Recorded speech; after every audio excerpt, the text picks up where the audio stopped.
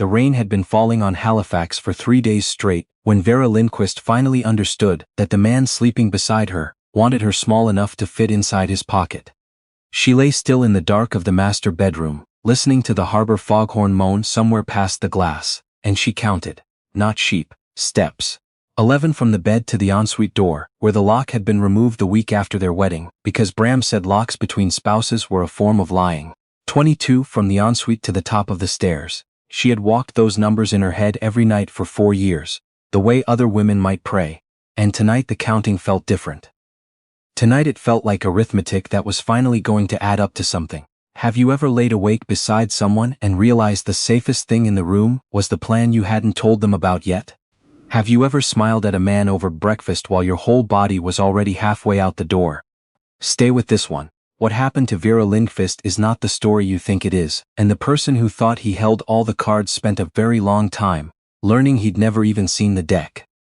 She had married Bram Osterland at 26, because he was the first person who ever looked at her like she was a rare thing. That was the trap she'd realize later. Not the yelling, the looking. He was a developer, the kind whose name went on the sides of glass towers along the Halifax waterfront, and when he walked her through the half-built shell of what would become their home in the South End, he'd talked about it like he was describing her.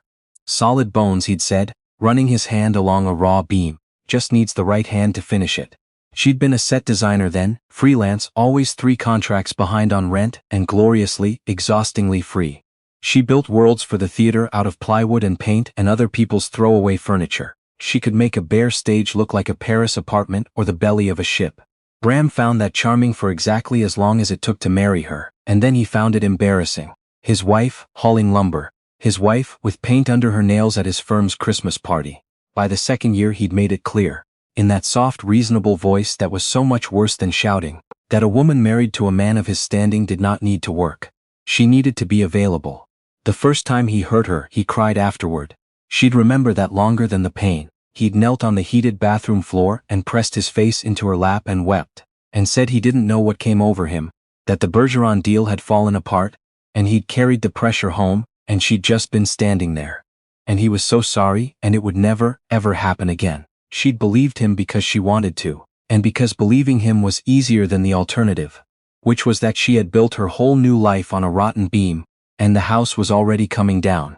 It happened again 4 months later, and then the 4 months became 2, and the 2 became a rhythm she learned to read like weather. She got good at forecasting him, a certain tightness at his jaw when he came through the door, a particular way he set his keys down, hard, so the sound announced itself. On those nights she moved through the house like a set change between acts, quiet and efficient, giving him nothing to catch on. What she never let him see was the other thing she'd gotten good at.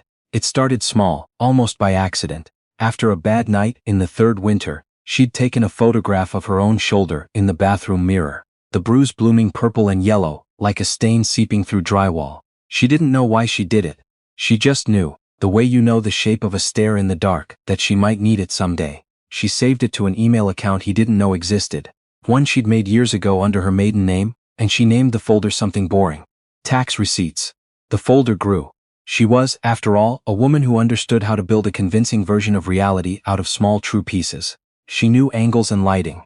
She knew how to make a thing look like exactly what it was. Every bruise got its photograph. Every threat got a note, typed out on a cheap tablet. She kept taped behind the panel of the guest room radiator, dated and detailed while the words were still fresh in her mouth. When he told her he'd have her committed if she ever left, that a judge would believe him over some unstable artist, she wrote it down. When he said he'd make sure her sister in Moncton never got another nursing contract in this province, she wrote that down too, because she knew the specific cruelty of it would matter to someone, someday. Here is the part he never understood about the woman he married. Bram thought fear made people smaller. He'd built his whole marriage on that theory.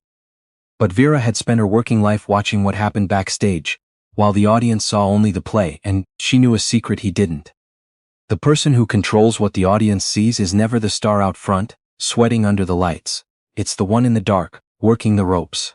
Have you ever underestimated someone because they were quiet? Tell me in the comments about a time the quiet one turned out to be the most dangerous person in the room. The winter of the 4th year, 2 things happened close together. The first was that Bram's firm came under scrutiny. A journalist at one of the Halifax papers had gotten hold of documents suggesting that towers along the waterfront had been built with substituted materials, cheaper and weaker than the specs the city had approved, and that certain inspectors had been paid to look at the wrong pages. It was in its way the truest thing about him ever printed. He built beautiful things out of lies and dared the world to lean on them. The second was that Vera found out she was pregnant. She did not tell him. That was the moment, standing in the pharmacy on Spring Garden Road, with the test still warm in her coat pocket, when the counting in her head changed. For 4 years she'd been documenting a crime committed against her body. Now there was a second body, a small tenant no bigger than a lentil, and the arithmetic rearranged itself with a clarity that frightened her. She was not going to raise a child in a house with removed locks. She was not going to teach a daughter to forecast a man's moods, or a son to think that's what a marriage was. She had until the child was born to disappear. And she was going to spend that time the way she'd spent every other part of her marriage.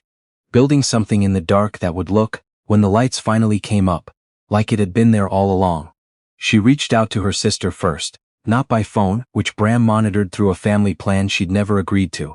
She wrote a letter, an actual paper letter, mailed from a box outside a Sobeys, to Kestrel Lindqvist, RN, who was 2 years younger and had spent their whole childhood being the one who hit back. Kestrel wrote back within the week, and inside the ordinary envelope was one line in their mother's old shorthand, a private thing from girlhood that meant, roughly, "I'm already moving. Come when you can." What Bram never learned, until it was far too late to matter, was that Kestrel had contacts. A nurse who'd worked emergency in 3 provinces knew things. She knew which shelters didn't keep records that could be subpoenaed. She knew a lawyer in Dartmouth named. Well, that name would come later, and it would land on Bram like a wall. For now, it's enough to know that while Bram spent that winter fighting reporters and calling in favors to make his tower problem disappear, his wife was building a door out of the marriage, one small hinge at a time, and he never heard a single screw turn. She was so careful. She learned which of his moods gave her hours alone. She copied files from his home office onto a drive the size of her thumbnail. Not because she cared about his fraud, but because she understood that a man like Bram feared financial ruin more than any prison, and a woman escaping such a man should carry every kind of leverage she can lift. She met twice with the lawyer, both times disguised as errands so mundane he'd never question them. Getting her nails done, returning a dress, the person who served him coffee every morning, who kept her eyes down and her voice soft and her bruises under long sleeves, was running the most complicated production of her life. And her leading man had no idea he was even in the play. Have you ever had to perform calm while everything inside you was screaming toward an exit? Drop a word below for the version of yourself that survived it. It nearly went wrong on a Tuesday in March. Bram came home at 1:45 with the specific fury of a powerful man who has just discovered he is not untouchable. The journalist's story had run. The city had opened an inquiry. 2 of his partners had stopped returning his calls, and the board of the firm that carried his name was meeting in the morning without him. He came through the door and set his keys down hard, and Vera, standing at the top of the stairs in her robe with one hand resting very lightly against the wall, read the whole storm in a single glance. She was 11 weeks along by then, just beginning to show, in a way only she could see, a softness at her middle she hid under loose clothes. Everything in her went cold and still, the way it did before a bad night, but underneath the cold was a new thing, fierce and total. She was not the only person in her body anymore, and the animal that had woken up to protect the small tenant was not afraid of Bram at all. It was doing math. He came up the stairs saying her name in that soft, dangerous way. He wanted, she understood, to make himself feel large again by making her feel small. Because the world had spent all day making him feel small, and she was the only surface soft enough to take the imprint. He backed her into the bedroom. He said the things, that she was nothing without him, that she'd be back under a bridge with her plywood, and her paint the second he stopped paying for her, that no one would ever believe a word out of her mouth. And Vera, who had spent 4 years being the audience for his cruelty, made a decision. She let him talk. She let the little tablet, wedged that evening into the pocket of her robe, instead of behind the radiator, record every word. She made herself absorb it, all of it, and she did not fight back the way the animal wanted to, because a woman who fights back leaves marks on the man, and marks on the man complicate the story. She needed the story clean. She needed to be, on paper and in evidence, exactly what she was. The one who was hurt, never the one who hurt. He shoved her, once, hard, and she went down against the corner of the dresser and felt her lips split against her own teeth, and she tasted copper and thought, with a clarity that felt almost peaceful, there it is. The last piece. He stood over her breathing hard, And then something in him seemed to deflate, the rage collapsing into the sullen exhaustion that always followed, and he told her to clean herself up and be normal at breakfast, and he went to sleep the sleep of a man who has never once in his life lain awake counting steps. She lay on the floor for a long time. Then she got up and she went into the guest bathroom, and she photographed her split lip in the mirror with steady hands, and she saved it to the folder named tax receipts, and she wrote beside it, in the calm shorthand of a woman finishing a long project, "This is the last one. It's done." She left 3 days later on a gray Friday morning, after Bram's car pulled out of the drive toward the emergency board meeting that would end his career. She did not run. Running is what he expected, what he'd planned for, what the family plan tracking on her phone was designed to catch. Instead, she did the opposite of running. She walked, calmly, out the front door with a single canvas bag, leaving her phone face up on the kitchen island, where the tracking app would faithfully report that Vera Lindqvist had never gone anywhere at all. Kestrel was waiting 2 streets over in a borrowed car. Have you ever done the bravest thing of your life at a completely ordinary hour, on a completely ordinary morning, while the kettle was still warm? Tell me below what your gray Friday looked like. Bram came home that night to a house that felt wrong the way a stage feels wrong when a piece of the set has been struck between acts. Not messy. Emptier in a way he couldn't name at first. Her side of the closet thinned, the jewelry she never chose gone from its tray. Her phone on the island, exactly where it always was, screen dark. He picked it up and it was locked and lifeless and it told him nothing. And that, more than anything, was the first cold finger of understanding down his spine. She hadn't run. She'd left the leash behind on purpose. He called her sister. Kestrel let it ring 4 times, and when she answered her voice was flat and professional, the voice of a woman who had triaged worse men than him in worse hours than this. She told him she hadn't heard from Vera. She asked in the same flat voice what he had done. He hung up. By the following week his world was 2 fires burning at once, and he could not tell which would consume him first. The inquiry into his firm had metastasized. Forensic accountants were in his offices, and words like fraud and criminal negligence had begun to appear next to his name in print. And somewhere out in the country he could not find, his wife had vanished so completely that the private investigator he hired came back after a fortnight with nothing but a bill and a strange, careful expression, as though he'd glimpsed the size of the thing and decided he wanted no part of it. Your wife, the investigator said, was a great deal more organized than you led me to believe. First envelope arrived a month after she left. No return address, a Dartmouth postmark. Inside, a single photograph, printed on ordinary paper. A bruise, purple going to yellow, on a shoulder he recognized, and on the back in handwriting he'd know anywhere, a date from 2 winters ago. No note, no demand. Just the fact of it mailed into his ruin like a stone through a window. He understood then what the small drive missing from his office had been. He understood that the woman he'd spent 4 years shrinking had walked out the door carrying enough to bury him twice over, and that she was not, apparently, in any hurry. The envelopes came weekly after that. Never a threat, never a word about money. Just the archive, released to him 1 gray piece at a time, so that he lived that spring in the specific hell of a man who has lost control of his own story, and can only wait to see which page of it the world will read next. When has something you buried come back to you slowly, on someone else's schedule, and taught you what powerlessness actually feels like? Comment with a single ink word. What broke him, in the end, was not the criminal inquiry, though that took the firm and the towers and the name on the glass. It was a courtroom, months later, in a matter he had thought was going his way. He had filed for divorce in absentia, arrogant even in ruin, still believing that if he controlled the paperwork he controlled the outcome. He'd told his lawyer to paint Vera as unstable, an artist who'd abandoned the marital home, a woman whose word could not be trusted. He walked into the family court in Halifax that morning expecting an empty chair on the other side. The chair was not empty. She sat with her back very straight in a plain gray dress, and beside her sat a woman who looked so much like her that Bram's stomach turned over. The same jaw, the same steady eyes, except this woman wore the confidence Bram had spent 4 years trying to grind out of his wife, and it took him a full second to understand he was looking at the sister. And beside the sister sat the lawyer from Dartmouth, and the lawyer had boxes. Vera was not showing anymore, not to him. She was by then, 7 months into a pregnancy he still did not know existed, dressed carefully to hide it, because she and her lawyer had decided together that the child was hers alone, and Bram would learn of its existence at a time of her choosing, on her terms. If ever, she would give him nothing that could become another rope in his hands. Not even that. The lawyer stood and asked the court's permission to enter evidence relevant to the matter of the marriage, and then, one item at a time, in a voice as level as a spirit level laid across a beam. She opened the archive Vera had spent 4 years building in the dark. The photographs, dated and sequenced. 4 years of a body being hurt on a schedule. The recordings, his own soft, dangerous voice filling the courtroom, saying the unspeakable things in the reasonable tone that made them worse. The typed notes, contemporaneous, detailed, the kind of record a forensic psychologist would later call, in a written opinion, remarkable and unusually reliable.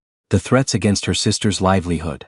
The removed lock, the tracking app, the whole terrible machinery of a marriage laid out on the evidence table, like the exploded diagram of a thing that had only ever pretended to be a home. Bram sat and watched his own cruelty played back to a room full of strangers, and he understood, finally and completely, the thing his wife had known for years. The person who controls what the audience sees is never the one out front under the lights. It's the one who was in the dark the whole time, working the ropes, waiting for the curtain. The judge's face by the end had gone very still. Have you ever watched someone who thought they held all the power realize, in real time, that they'd never held any of it? How did it feel to watch? Tell me below. Vera did not stay to watch him leave the courthouse. She'd learned long ago that revenge you have to stand and watch isn't the good kind. She was in a car with Kestrel, driving out toward the eastern shore, before the final orders were even signed, and her hand rested on the curve of her belly, where, 2 months later, in a hospital in Dartmouth with her sister on one side and no man on the other, she would give birth to a daughter she named Solveig, which was their grandmother's name, and which meant, in the old language their family had carried across an ocean, strong house. Bram's fraud case ground on for another year and ended the way those things end for men who are no longer rich enough to make them disappear.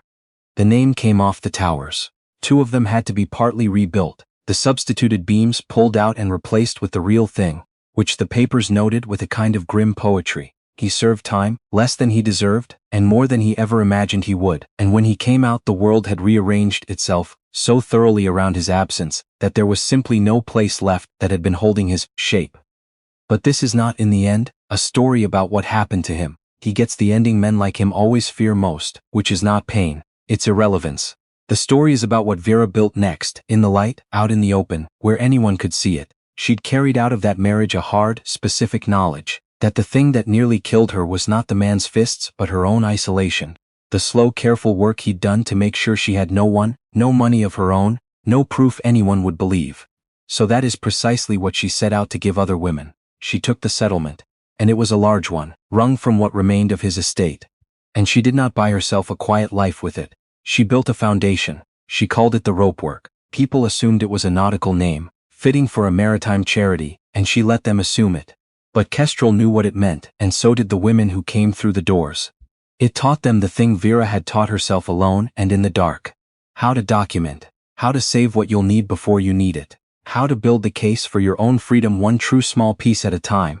And where to keep it so no one could take it from you. There were lawyers on staff, and nurses, and a woman who did nothing but teach the practical mechanics of disappearing safely.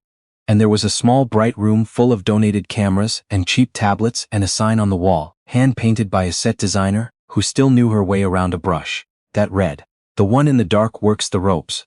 Solveig grew up in the noise of that place, on the hip of a mother who was never, not once, afraid at breakfast. She grew up thinking it was ordinary for women to arrive frightened and leave standing straight, because in her world it was. She never learned to count steps in the dark. She never had to. Years later, a journalist, a young woman, from the same paper that had once, unknowingly, lit the first match under Bram's empire, came to write about the ropework, and she asked Vera the question everyone eventually asked, whether she'd ever forgiven him, whether she'd wanted him to suffer. Vera thought about it for a while. She was in her 40s by then, paint under her nails from a set she was building for Solveig's school play, and she had the calm of a woman who has laid a beam and knows it will hold. "I spent 4 years," she said, "believing the smallest, most frightened version of myself was the truth, and everything else was the performance. He needed me to believe that. It's how it works." She wiped her hands on a rag. "The day I understood it was the other way around, that the frightened woman was the costume, and the one keeping records in the dark was who I actually was. That was the day he lost. Everything after that was just the paperwork." "And forgiveness?" the journalist pressed. Vera smiled, and it was not a bitter smile, and it was not a kind one either. It was the smile of someone who has stopped thinking about a person entirely. "I don't build houses for men who tear them down," she said. "I've got better things to make now." She turned back to the half-finished set. the bones of it raw and honest under the work lights, and she picked up her hammer. And she got back to the good work of building something so solid, so full of the strong houses of other women's lives, that no darkness he or anyone like him could ever conjure would find a single crack to slip through. If this one reached you, and you know someone's still counting steps in the dark, send it their way. Somewhere a woman is teaching herself, alone and afraid, that she is smaller than she is. She is not, she never was. And the quietest one in the room, the one working the ropes where no one thinks to look, has always been the one who decides how the whole thing ends.